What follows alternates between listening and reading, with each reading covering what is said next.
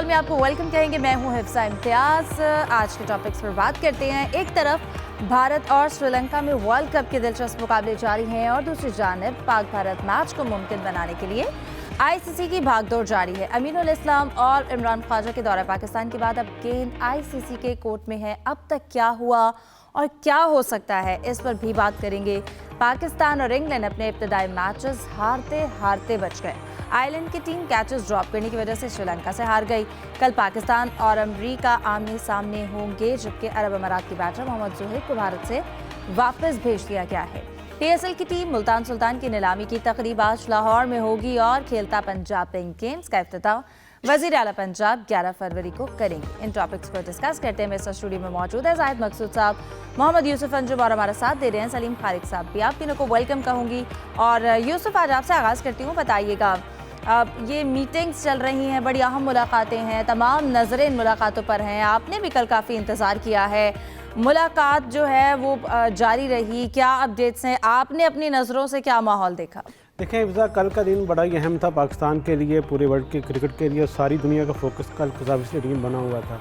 पहले मैचेस की वजह से होता था, लेकिन अब क्योंकि एक अहम मीटिंग होने जा रही थी जिसके लिए तमाम नज़रें वहाँ पर लगी थी। हम भी तकरीबन 6 घंटे से ज़्यादा वहाँ पर मौजूद रहे।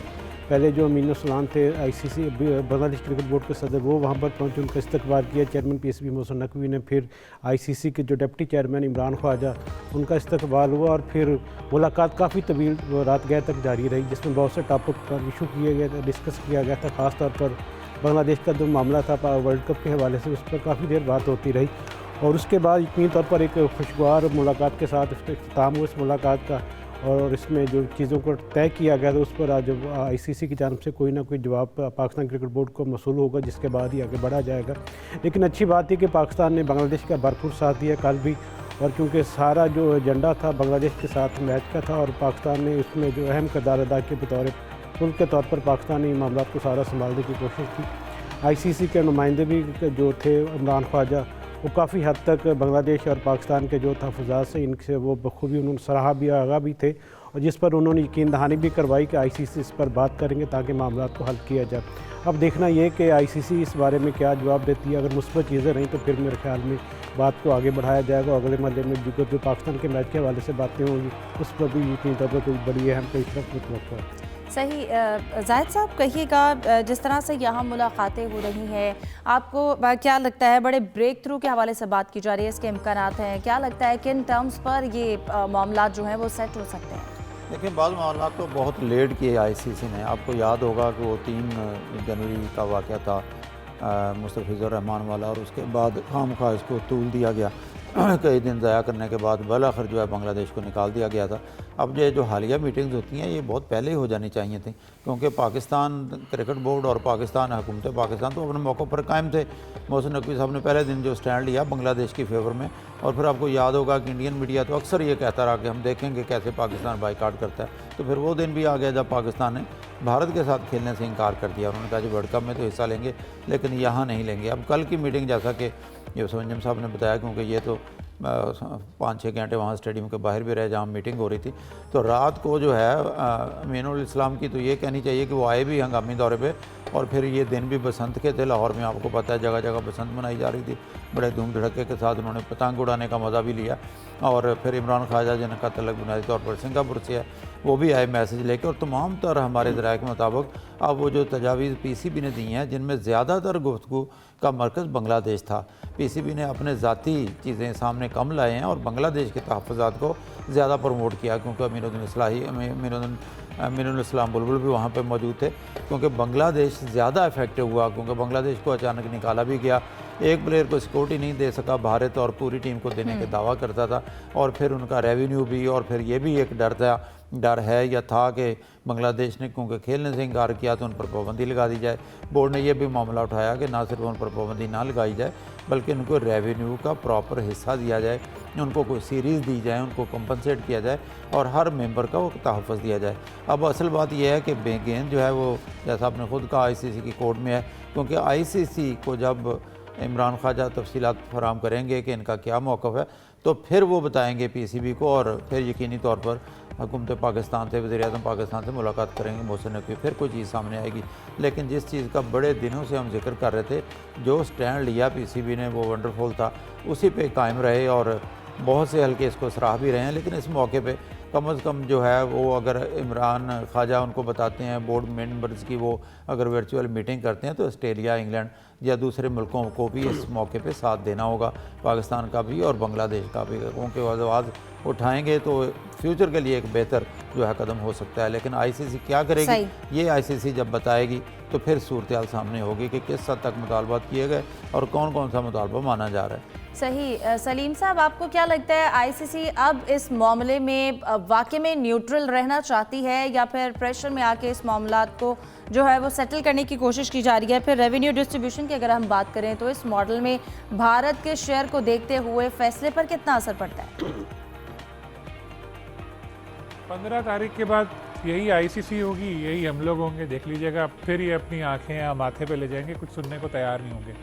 सिर्फ 15 तारीख के मैच के लिए ये लोग इतने इस वक्त नरम पड़े हैं, क्योंकि इनको पता है वो मैच नहीं हुआ तो बहुत हैवी लॉसेस होने हैं। और $250 मिलियन तो वैसे ही कह रहे हैं, पता नहीं कितना होगा ये। तो इस वजह से इन लोगों की फ्लेक्सिबिलिटी आई है, नरमी आई है रवैये में। मैच हो जाएगा फिर कहाँ। तो अभी इनसे जो अगर ये कितने भी वादे करें कि हम ऐसा कर देंगे वैसा कर देंगे, ना आए, फौरी तौर पर जो फ़ायदा नज़र आ रहा है वो लेना चाहिए। क्योंकि देखें, आईसीसी की जो शेयर है, आमदनी होती है, उसमें से 40% शेयर इंडिया ले जाता है, पाकिस्तान को मिलता है 6% शेयर। जितने पाकिस्तान को पैसे मिलते हैं उतने पैसे पाकिस्तान और जो इंडिया का एक मैच है उससे ज़्यादा वो लोग उससे कमा लेते हैं। तो अगर पाकिस्तान की वैल्यू नहीं होती तो खेल लेते युगांडा से मैच और कमा लेते पैसे। पाकिस्तान की वैल्यू है, इसीलिए मिनते तरलों पे आ गए ना। पहले तो बड़ा ही कह रहे थे कि ये सिलेक्टिव मैचेस और ये वो, कहाँ गए सिलेक्टिव मैच? पाकिस्तान तो अभी भी सिलेक्टिव मैचेस वाले मौक़िफ़ पे कायम है। वो तो खेल गया मगर पहला मैच, लेकिन इनको पता चला कि यार ये तो सीरियस हैं। पहले समझ रहे थे मजाक कर रहे हैं, ऐसे ही कह रहे हैं खेल जाएंगे। जब ऐलान वज़ीर-ए-आज़म से हुआ, उन्होंने कैबिनेट में भी बात कर दी, तो इन लोगों को पता चला कि यार ये मामला तो सीरियस है। तो अब लोगों को भेज रहे हैं, बात करने के लिए आ रहे हैं। देखिए, हमारी तो कोई लड़ाई नहीं है। पाकिस्तान क्रिकेट बोर्ड के मुतालबे पे तो हाइब्रिड मॉडल आ गया और हम लोग अपने मैचेस तो कोलंबो में खेल रहे हैं। हमने आवाज़ उठाई श्रीलंका के लिए, बांग्लादेश के लिए, क्योंकि उसने कहा मुझे श्रीलंका में मैच खेलने, लेकिन इन्होंने कहा जी इंडिया अच्छा है, सिक्योर है, वहाँ आके खेलो। इसलिए मामला जो है सारा ख़राब हुआ। तो अब पाकिस्तान का यही मुतालबा है कि आप बांग्लादेश को टूर्नामेंट में तो ले नहीं सकते, ज़ाहिर है, क्योंकि स्कॉटलैंड की टीम आ चुकी है अब। तो वो कह रहे हैं भाई इनको कॉम्पनसेट करो, आप कोई इनको टूर्नामेंट की मेज़बानी दे दें, पैसे दे दें, इनके प्लेयर्स को पैसे मिलने चाहिए, क्योंकि इनका तो कसूर नहीं, गवर्नमेंट ने रोका है। तो शायद ये बात अब ये लोग मान लें, कुछ ऐसा हो जाए कि। लेकिन सलीम साहब, क्या ऑप्शन है इस वक्त आईसीसी के पास? देखें, सीधे सीधे ऐसे पैसे देंगे तो थोड़ा बुरा भी लगेगा कि यार ये तो ये हो सकता है कोई इवेंट की मेज़बानी दे दें, लेकिन इनको कॉम्पनसेट करना चाहिए, लॉसेस नहीं होने चाहिए। कम से क्रिकेटिंग लॉसेस तो बहुत ज़्यादा हो गए बांग्लादेश को, लेकिन अब इनको पैसों वाले लॉसेस नहीं होने चाहिए। और अगर आप देखें, जो कल बात हुई मेरी पीसीबी के कुछ आला शख्सियात से, तो उन्होंने यही बताया कि हमने अपने लिए कोई बात नहीं की, हमने सिर्फ सारी बातें हमने बांग्लादेश के लिए की हैं कि उनके साथ नाइंसाफ़ी हुई। सबसे शर्मनाक बात यह है कि 12-2 वोटिंग हुई थी बांग्लादेश के ख़िलाफ़। 12 मुल्क बांग्लादेश के ख़िलाफ़ थे और पाकिस्तान और बांग्लादेश एक तरफ खड़े थे। तो ये सबसे अफसोसनाक बात है। तो इस वक्त तो अगर पाकिस्तान ने ऐसा करवा लिया और बांग्लादेश को कॉम्पनसेट कर दिया आईसीसी ने, तो आप देखिएगा कि अल्हम्दुलिल्लाह पाकिस्तान की कितनी पावर है कि 12 लोग एक तरफ खड़े हैं, एक पाकिस्तान एक तरफ खड़ा है बांग्लादेश के साथ, और फिर भी उसने अपनी बात मनवा ली।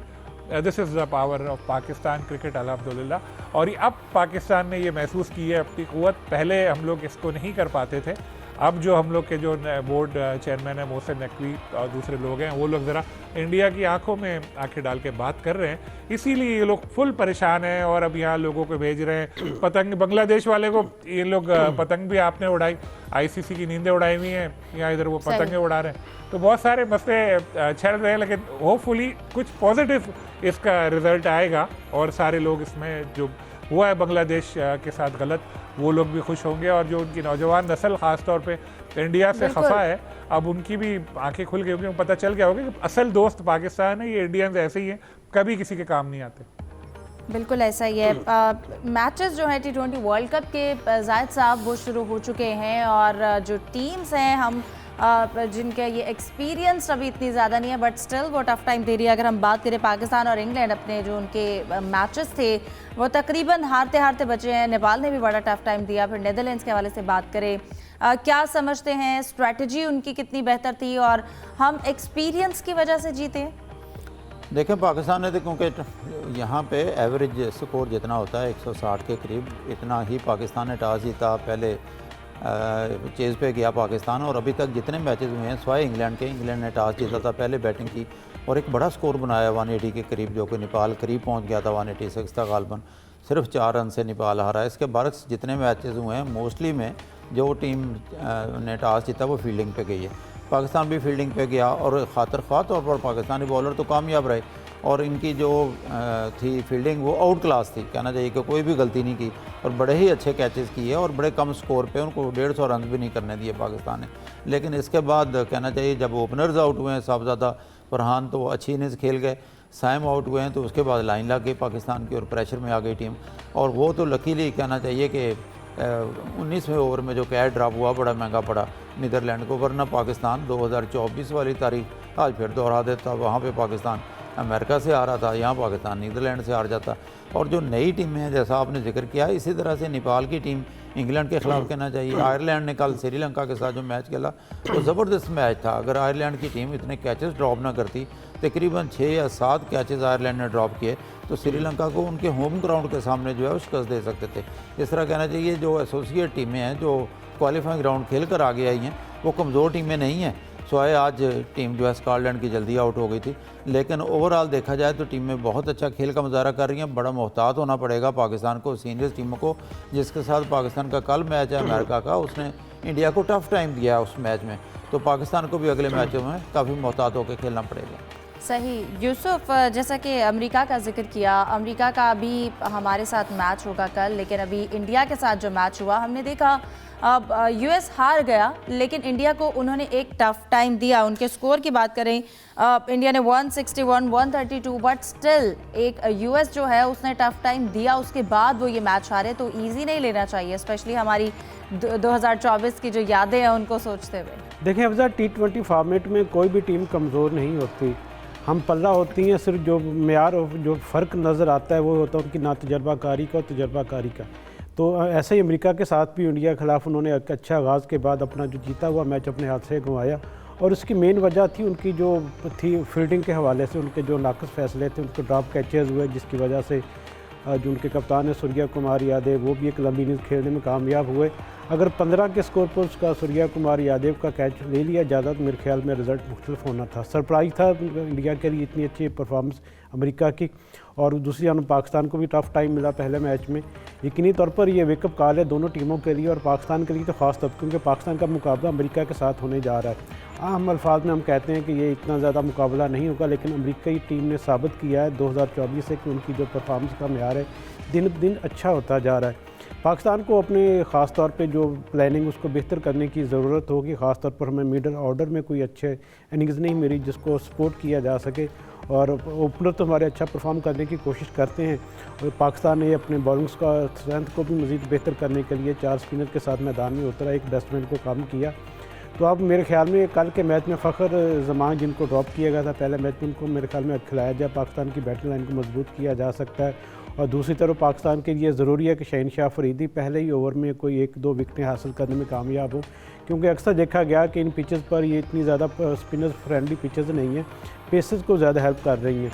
क्योंकि ये आईसीसी का इवेंट है तो आईसीसी अपनी मर्ज़ी से पिचेस बनवाती है और पाकिस्तान के साथ तो यकीनी तौर पर जो वहाँ के क्यूरेटर है आईसीसी के, उनको हिदायत की गई होगी कि थोड़ा सा सीमिंग पिचेस को बनाएं जहाँ पर पेसर को ज़्यादा हेल्प मिले, क्योंकि पाकिस्तान की जो कुव्वत है वो स्पिन बॉलिंग है। इसी को देखते हुए मेरे ख्याल में पाकिस्तान को अपनी जो प्लानिंग है उसको मज़ीद बेहतर करने की ज़रूरत है, क्योंकि पाकिस्तान के पास अब इस टूर्नामेंट में कोई गलती कोई गुंजाइश तो बिल्कुल नहीं है। पाकिस्तान को हर मैच फाइनल समझ कर खेलना, क्योंकि हमें रन रेट भी बेहतर करना और फिर इंडिया के साथ अगर मैच होता है तो उसमें भी पाकिस्तान के लिए यकीनी तौर पर बहुत कुछ सीखने का और करने का मौका होगा। सही। सलीम साहब, ज़रूरी तो बहुत कुछ है, जैसा यूसुफ ने जिक्र किया कि हर प्लेयर को अपना रोल समझने की ज़रूरत है, रन रेट बेहतर करने की ज़रूरत है, मिडिल ऑर्डर को बेहतर परफॉर्म करने की ज़रूरत है। ये वो सब पैटर्न है जो हम काफ़ी अरसे से देखते आ रहे हैं, इसी को फॉलो कर रहे हैं। मिडिल ऑर्डर हमारा कोलैप्स कर जाता है। नीदरलैंड के साथ मैच था या हमने उसको बहुत ज़्यादा ईजी लिया। आपको क्या लगता है आगे यूएस के साथ मैच है, कल के मैच को देखते हुए पिछला एक्सपीरियंस हमारे अभी तक जहन में है, टीम का जो मोराल है, माइंडसेट है, वो कितना डिफरेंट हो सकता है? देखें, जो बड़ी टीम से मैच होते हैं ना आपके, तो उसमें टेंशन नहीं होता, उसमें हम लोग यही सोच के खेल रहे होते हैं कि यार शायद हार जाए। लेकिन जब छोटी टीम से मैच होता है तो बहुत ज़्यादा टेंशन होता है हमें कि यार इसमें तो बस बहुत ही ज़्यादा खतरा है। पाकिस्तान का युगांडा के साथ भी मैच हो ना तो भी दिल धड़क रहा होता धड़ धड़ धड़ धड़ धड़ धड़ के यार ये क्या करेंगे, इनका कोई भरोसा नहीं।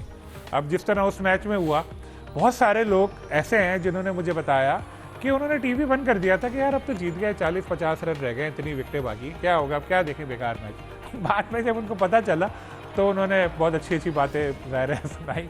तो ये परफॉर्मेंस हमारी टीम की बहुत ही ज़्यादा, जब छोटी टीमों के खिलाफ खेलते हैं तो और ज़्यादा, या ये खुद घबरा जाते कि यार पता नहीं हम क्या करें या क्या हो जाता है। वो मैच तो आपको जो जीते हैं बस आप समझें कि दुआओं ने जितवाया है, और जब नीदरलैंड के खिलाफ दुआओं की नौबत आ जाए शुरू में ही तो आप सोचें कि हम आगे कितना स्ट्रगल कर सकते हैं। फ़हीम अशरफ, मैंने बहुत उनको तनकीद की है, बहुत ज़्यादा, लेकिन इस मैच के बाद मैं ऑन एयर आज कह रहा हूँ कि फ़हीम अशरफ ने मेरा दिल जीत लिया।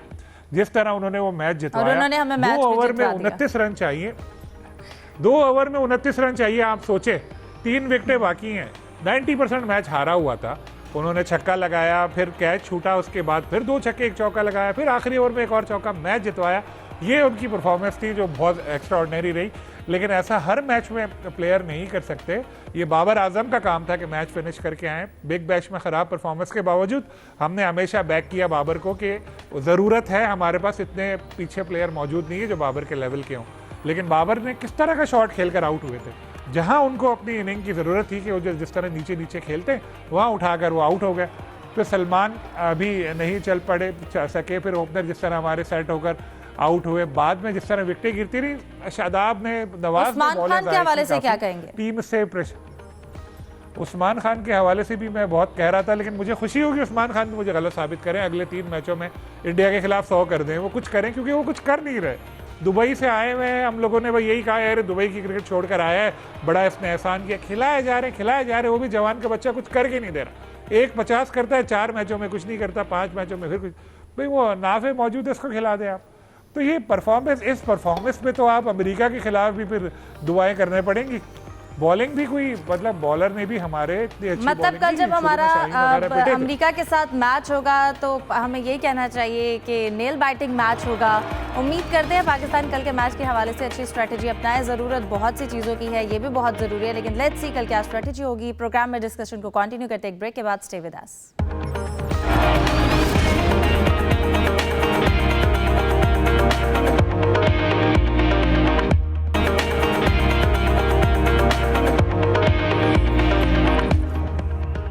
Welcome back. यूसुफ, मैं आपकी जानिब आना चाहूँगी। सबसे पहले अभी ऑक्शन होने जा रही है मुल्तान सुल्तान्स की, उस हवाले से क्या कहेंगे? कितना फ़र्क पड़ सकता है नए ऑनर आने से ब्रांड पर? देखें, पहले जो ऑक्शन हुई थी टीम सियालकोट और हैदराबाद की, वो तो इस्लामाबाद में मेला सा लगा था। आज लाहौर में यकीनी तौर पर ये तकरीब हो रही है और इसमें चेयरमैन पीएसबी मोहसिन नकवी भी उसका हिस्सा होंगे।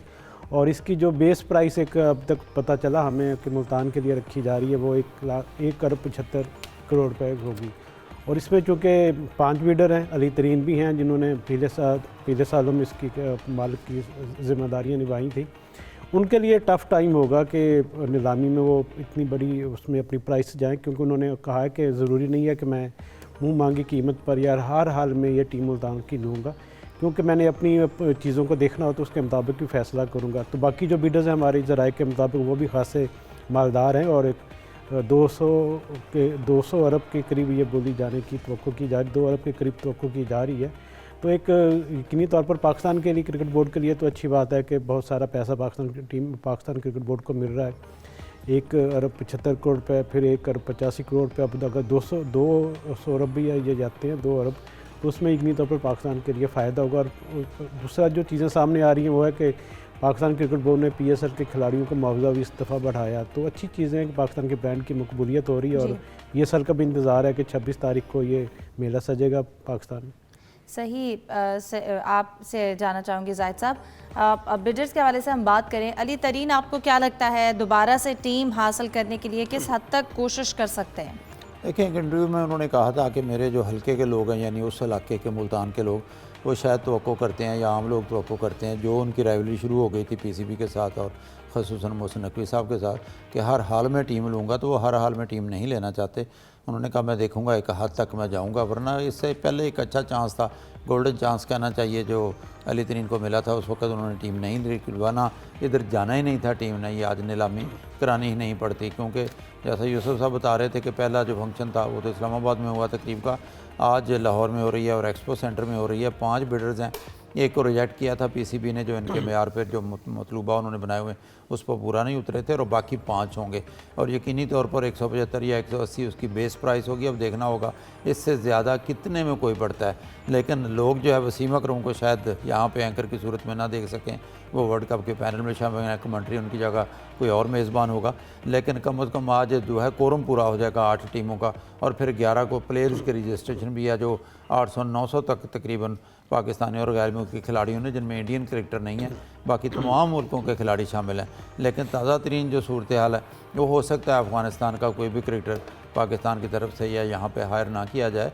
क्योंकि आपको याद होगा कि पेशावर ज़ल्मी ने रहमानुल्लाह गोरबाज को लिया था उन्होंने, फिर उस पर पाकिस्तान में भी तनकीद हुई। जो हालात थे इस वक्त पाकिस्तान के और अफ़गानिस्तान के, और ख़ास तौर पर अफ़गानिस्तान में उन पर बहुत तनकीद की गई, और अफ़गान क्रिकेट बोर्ड ने भी उनको कह दिया कि आप क्यों वहाँ पे गए हैं, किन शराइत पे गए हैं, किसकी इजाज़त है गए हैं। तो इस वक्त जो दोनों मुल्कों के तल्लुकात भी अच्छे नहीं हैं, तो लगता नहीं है ऐसा कि कोई अफ़गान क्रिकेटर होगा। तो इंडिया पहले ही अपने प्लेयर्स को इजाज़त नहीं देता। बाकी तकरीबन हर मुल्क के खिलाड़ी यहाँ पे मौजूद हैं, क्योंकि उन्हीं दिनों IPL भी शुरू हो रही है, उन्हीं दिनों PSL भी शुरू हो रही है। सही। सलीम साहब, आपसे मुल्तान सुल्तान्स की नीलामी के हवाले से ही जानना चाहूँगी, आपको लगता है कि अली तरीन अब, जैसा कि जाहिद साहब ने भी जिक्र किया, कि इतने इंटरेस्टेड नहीं है कि हर हाल में वो ये टीम लेना चाहते हैं, इससे अगर हम PSL के बिज़नेस मॉडल की बात करें तो उसके ऊपर कितना फ़र्क पड़ेगा या उसका ये कितना बड़ा टेस्ट केस होगा, आपसे जानेंगे एक ब्रेक के बाद। हमारे साथ रहिए।